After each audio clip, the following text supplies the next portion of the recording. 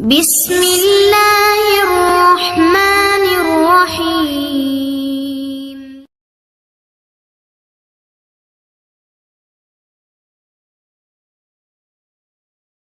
الحمد لله رب العالمين والصلاة والسلام على رسوله الكريم نبينا محمد وعلى آله وأصحابه أجمعين أما بعد.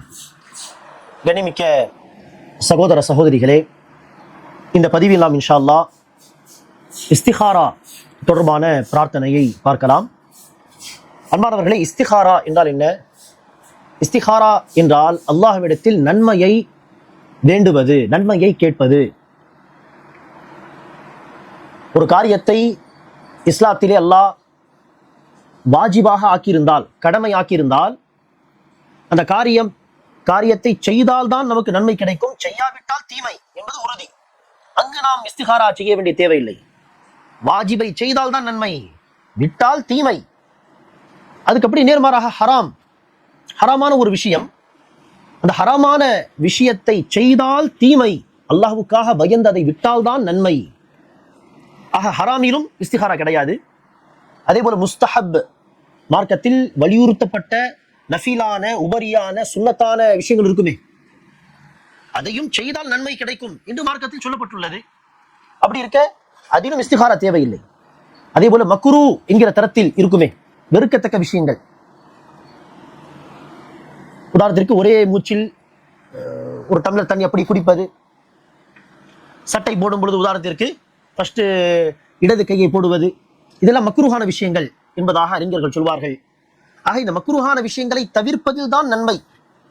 அது வெறுக்கத்தக்க விஷயங்கள், அதை தவிர்ப்பதில் தான் நன்மை என்று சொல்லப்பட்டுள்ளதாக. மக்ரூவிலும் எது நன்மை என்று அல்லாஹ்விடத்தில் கேட்க வேண்டிய தேவை கிடையாது. அல்லாஹ்வே சொல்லிவிட்டான் எது நன்மை எது தீமை என்று. ஆக மிஞ்சிருக்கக்கூடிய சட்டம் என்னவென்றால் ஹலால், அனுமதிக்கப்பட்ட விஷயங்கள். அப்படிப்பட்ட அனுமதிக்கப்பட்ட விஷயங்களில் நமக்கு முன்னால் பல ஆப்ஷன்ஸ் வரும் பொழுது, இதுவா என்று பல ஆப்ஷன்ஸ் வரும் பொழுது, இதில் எதை செலக்ட் செய்தால், தேர்வு செய்தால் நமக்கு நன்மை, எதில் நமக்கு பெனிஃபிட் இருக்கும், பயன் இருக்கும் என்கிற ஒரு குழப்பம் வருமே, அப்போதுதான் என்ன செய்ய வேண்டும்? இஸ்திகாரா செய்ய வேண்டும், நன்மையை அல்லாஹ்விடத்தில் கேட்க வேண்டும். வாஜிபில் நன்மை கேட்க வேண்டிய தேவையில்லை, ஏனெனில் வாஜிப் செய்வதில் தான் நன்மை, அது உறுதி. ஹராமிலும் எது நன்மை என்று அல்லாஹ்விடத்தில் கேட்க தேவையில்லை, காரணம் அந்த ஹராமை விடுவதுதான் நன்மை. முஸ்தஹப்பான காரியத்திலும் தேவையில்லை, ஏனெனில் முஸ்தஹப் செய்வதுதான் நன்மை. மக்ரூஹான விஷயத்திலும் இஸ்திகாரா செய்ய தேவையில்லை, ஏனெனில் அந்த மக்ரூஹை தவிர்ப்பதுதான் நன்மை. மிஞ்சி இருக்கக்கூடியது ஹலால். ஹலாலான எந்த விஷயமாக இருந்தாலும் அன்பானவர்களே, நாம் இஸ்திகாரா செய்ய வேண்டும். மனிதர்களிடத்தில் தேவைப்பட்டால் இஸ்திஷாரா செய்ய வேண்டும். இஸ்திஷாரா அதாவது மஷ்வரா, ஆலோசனை செய்வது மனிதர்களிடத்தில், மற்றும் அல்லாஹ்விடத்தில் இஸ்திகாரா. ஆக மனிதர்களிடத்தில் இஸ்திஷாரா, அல்லாஹ்விடத்தில் இஸ்திகாரா, இந்த இரண்டை நாம் கடைபிடிக்க வேண்டும். அவ்வாறு செய்தால் அடுத்து ஏதாவது ஒரு பிரச்சனை என்று வந்தாலும் நாம் வருந்த மாட்டோம். மக்களும் பழித்து பேச மாட்டார்கள், காரணம் மக்கள் ஆலோசனை தந்திருக்கிறார்கள். அல்லாஹ்வும் குற்றம் பிடிக்க மாட்டான், அல்லது நாமும் என்ன செய்ய தேவையில்லை, கவலைப்பட தேவையில்லை. இஸ்திகாரா செய்துதானே முடிவெடுத்தோம், ஏதோ இப்படி நடப்பதில் தான் ஏதோ நன்மை இருப்பதாக நாம் எடுத்துக்கொள்ள வேண்டும். அல்லாஹ்வுடைய நாட்டம் இது என்று நாம் அல்லாஹ் மீது பொறுப்பை சாட்டிவிட்டு என்ன செய்யலாம், அடுத்த வேலையை பார்க்கலாம். ஆக இஸ்திஷாரா, மக்களிடத்தில் ஆலோசனை செய்வதும் அல்லாஹ்விடத்தில் இஸ்திகாரா செய்வதும், இதை நாம் கடைபிடிக்க வேண்டும். எப்படியெல்லாம் எந்தெந்த சந்தர்ப்பத்திலாம் இதை செய்யலாம்? உதாரணத்திற்கு ஒரு வீடை நீங்கள் வாங்க போகிறீர்கள், ஒரு நிலத்தை வாங்க போகிறீர்கள்.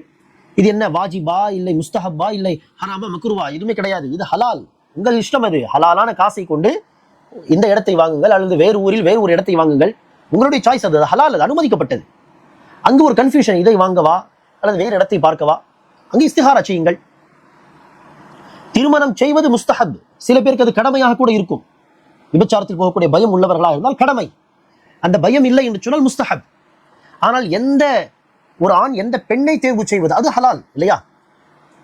ஒரு பெண்ணை தேர்வு செய்யலாம், இல்லை அந்த வீட்டில் வேண்டாம் என்று சொன்னால் இன்னொரு இடத்தில் தேர்வு செய்யலாம், அது ஹலால், அது அவருடைய சாய்ஸ். அது சம்பந்தம் பேசி முடிவெடுக்க வேண்டிய ஒரு விஷயம்.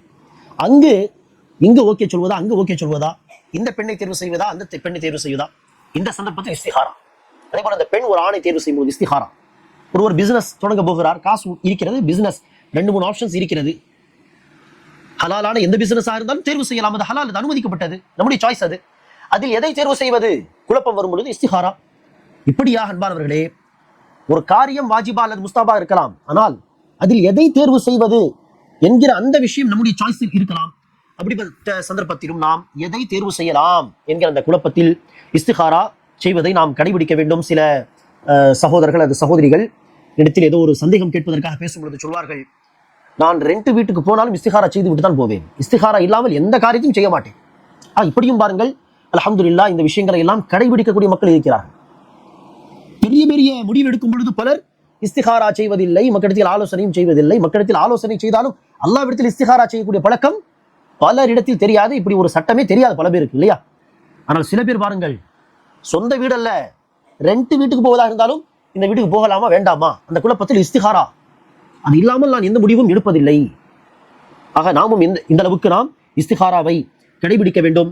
நபிகள் நாயகம் ஸல்லல்லாஹு அலைஹி வஸல்லம் அவர்கள் சஹாபா பெருமக்களுக்கு இஸ்திகாரா செய்வதை நினைவார்கள், வலியுறுத்தி சொல்லி தருவார்கள். எப்படி குர்ஆனுடைய ஒரு சூராவை, சூரத்துல் ஃபாத்திஹா, சூரத்துல் இஹ்லாஸ், ஃபலக், நாஸ் போன்ற சூறாக்களை ரசூல் அவர்கள் சொல்லி தருவார்கள், அதுபோல் இஸ்திகாராவை சஹாபா பெருமக்களுக்கு சொல்லி தருவார்கள் என்று ஹதீஸிலே பார்க்கிறோம். ஆக இந்த இஸ்திகாராவுடைய துவா என்ன, இதை எப்படி சொல்ல வேண்டும் என்று பார்த்தால், 2 ரக்காத் தொழுது, அது தனியாக நீங்கள் இஸ்திகாராவுக்கு 2 ரக்காத் தொழுதாலும் சரியே, அல்லது ஏற்கனவே முன் சுன்னத் பின் சுன்னத் என்று ஏதோ ஒரு தொழுகை இருக்கிறது, அந்த தொழுகையை நீங்கள் தொழும் பொழுது இஸ்திகாராவுடைய நியத்தை நீங்கள் சேர்த்து தொழுது கொண்டாலும் சரியே. தனியாக தொழுதாலும் ஓகே, ஏற்கனவே தொழ போகும் தொழுகையில் அது 2 ரக்காத் சுன்னத்தான தொழுகையா இருந்தால் அதில் இஸ்திகாரா என்று சேர்த்து கொண்டாலும் சரி. 2 ரக்காத் தொழுது விட்டு அடுத்து இந்த துவாவை படிக்க வேண்டும். இந்த துவாவை ஒரு முறை படித்து நிப்பாட்டி விட வேண்டும் என்கிற அவசியம் இல்லை, அடிக்கடி படிக்கலாம். இந்த துவாவை ஒரு முறை தொழுது விட்டோமா, அடுத்து துவாவை அடிக்கடி கேளுங்கள், அல்லாஹ்விடத்தில் நன்மையை வேண்டுங்கள். அந்த துவாவை கேட்கும் பொழுது இடையில் ஹாதல் அம்ர் என்கிற ஒரு வார்த்தை வரும், இந்த விஷயம் என்று. அந்த இடத்தில் நீங்கள் எதற்காக இஸ்திகாரா செய்கிறதை சொல்லலாம் அல்லது நினைத்துக் கொண்டாலும் போதுமானது. அல்லாஹ் நம்முடைய எண்ணங்களையும் நன்கறிந்தவன். இந்த துவா பாருங்கள், அல்லாஹும்ம இன்னி அஸ்தகீருக பிஇல்மிக وأستقدرك بقدرتك وأسألك من فضلك العظيم فإنك تقدر ولا أقدر وتعلم ولا أعلم وأنت علام الغيوب اللهم إن كنت تعلم أن هذا الأمر اللهم إن كنت تعلم أن هذا الأمر خير لي في ديني ومعاشي وعاقبة أمري عاجله وآجله إن سرت كندالم سري இந்த 2 வார்த்தைகள் அது இல்லாமல் சொன்னாலும் சரி.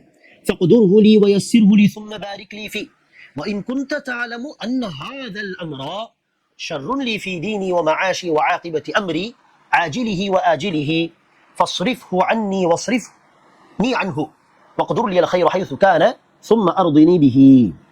இந்த பிரார்த்தனையின் சாராம்சம் என்ன? யா அல்லாஹ், உன்னுடைய கல்வியை கொண்டு நான் உன்னிடத்தில் நன்மையை கேட்கிறேன். எனக்கு தெரியாது நன்மையாக இருக்குமா அல்லது இதை தேர்வு செய்தால் லாஸில் நஷ்டத்தில் போய் முடியுமா, என்னுடைய காரியம் எனக்கு தெரியாது, ஆனால் உனக்கு தெரியும். உன்னுடைய கல்வியை கொண்டு நான் உன்னிடத்தில் நன்மையை வேண்டுகிறேன். உன்னுடைய ஆற்றலை கொண்டு இந்த நன்மையான விஷயத்தை எனக்கு லேசாக்கித்தா என்று துவா செய்கிறேன். உன்னுடைய மகத்தான கருணையை, கிருபையை கேட்கிறேன். நன்மை செய்வதற்கு உனக்கு சக்தி உண்டு, தமக்கு தாமே நன்மை செய்து கொள்வதற்கு எனக்கு சக்தி கிடையாது. நாளை என்ன நடக்கும், இந்த விஷயத்தை தேர்வு செய்தால் நன்மை கிடைக்குமா தீமை கிடைக்குமா எனக்கு ஒண்ணுமே தெரியாது, ஆனால் நீயோ மறைவான எல்லா விஷயங்களும் நன்கறிந்தவன். இந்த காரியம், உதாரணத்திற்கு இந்த பெண்ணை தேர்வு செய்வது, இந்த ஆணை திருமணம் முடிக்க தேர்வு செய்வது, இந்த பிசினஸை தேர்வு செய்வது, இந்த வீட்டை, இந்த நிலத்தை தேர்வு செய்வது எனக்கு சிறந்ததாக இருந்தால் ஃபீ தீனி என்னுடைய மார்க்கத்தில், வ மஆஷி என்னுடைய வாழ்க்கையில், ஹயாத் இந்த உலக வாழ்க்கையில், வ ஆகிபத்தி அம்ரி முடிவு பொறுத்தவரையில், ஃபக்துர்ஹு லி வ யஸ்ஸிர்ஹு லி ஸும்ம பாரிக் லி ஃபீ இது நன்மையாக இருந்தால் உண்மையிலேயே அதை விதித்து விடு எனக்காக, அதை எனக்கு லேசாக்கித்தா, அதை அடைவது எனக்கு லேசாக்கித்தா, பிறகு அதில் எனக்கு பர்க்கத் செய்ய அல்லாஹ். அப்படி இந்த காரியமானது எனக்கு தீயதாக இருந்தால், தீமையாக இருந்தால், என்னுடைய மார்க்கத்திலோ என்னுடைய இம்மையிலோ அல்லது முடிவை பொறுத்தவள் வரையிலோ அது தீயதாக இருந்தால் அதை என்னை விட்டு தூரமாக்கி விடு, என்னை அந்த காரியத்தை விட்டு திருப்பி விடு, தூரமாக்கி விடு, அதற்கு பதிலாக சிறந்த ஒன்றை எனக்காக விதித்து விடு என்று பிறகு விதித்த அந்த விஷயத்தை நான் புரிந்து கொள்ள வேண்டும். அந்த வகையிலே அதை கொண்டு திருப்தி அடையக்கூடிய பாக்கியத்தை தா என்று நபி ஸல்லல்லாஹு அலைஹி வஸல்லம் அவர்கள் அழகான இந்த வார்த்தைகள் நமக்கு சொல்லி தந்திருக்கிறார்கள். இதை எந்த நேரம் வேண்டுமானாலும் நீங்கள் தொழுது துவா செய்யலாம் அன்பானவர்களே. அதே போல அன்பானவர்களே, தொழுத பிறகு துவா செய்த பிறகு சில பேர் சொல்வார்கள், இரவில் கடைசியாக 2 ரக்காத் தொழுது இந்த துவாவை செய்ய வேண்டும், துவா செய்து யாரிடத்திலும் பேசக்கூடாது, இப்படி கையை வைத்து கன்னத்தில் வலது புறமாக படுத்து தூங்க வேண்டும், யாரிடத்தில் பேசக்கூடாது. அவ்வாறு செய்தால் கனவில் அல்லாஹ் தீர்வை கொடுப்பான் என்றெல்லாம் சொல்வார்கள். இதெல்லாம் அன்பானவர்களே அடிப்படை இல்லாத பேச்சுகள். எந்த நேரம் வேண்டுமானாலும் இதை இஸ்திகாராவை நீங்கள் செய்யலாம், அடிக்கடி இந்த துவாவை ஓதலாம். இப்படிதான் படுக்க வேண்டும் அப்படியெல்லாம் எந்த ஒரு சட்டமும் கிடையாது. கனவில் வரும் என்றும் ரசூல் அவர்கள் சொல்லவில்லை. கனவில் ஏதாவது ஒரு ஹிண்ட்ஸ் அல்லாஹ் கொடுக்கலாம், சரியா?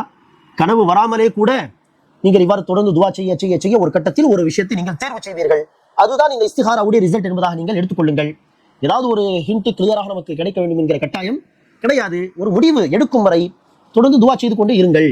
அல்லாஹ் சுப்ஹானஹு வ தஆலா அனைவருக்கும் நபி ஸல்லல்லாஹு அலைஹி வஸல்லம் அவர்கள் எப்படி வலியுறுத்தி இஸ்திகாரா செய்வதை கற்றுக் கொடுத்தார்களோ அவ்வாறு இந்த இஸ்திகாராவை தன்னுடைய இந்த ஹலாலான காரியங்களிலே குழப்பம் ஏற்படும் அந்த விஷயங்களிலே சிறந்ததை தேர்வு செய்வதற்காக இந்த விஷயங்களை கடைபிடிக்கக்கூடிய பாக்கியத்தை தருவானாக. ஆமீன். அஸ்ஸலாமு அலைக்கும் வரஹ்மத்துல்லாஹி வபரகாத்துஹு.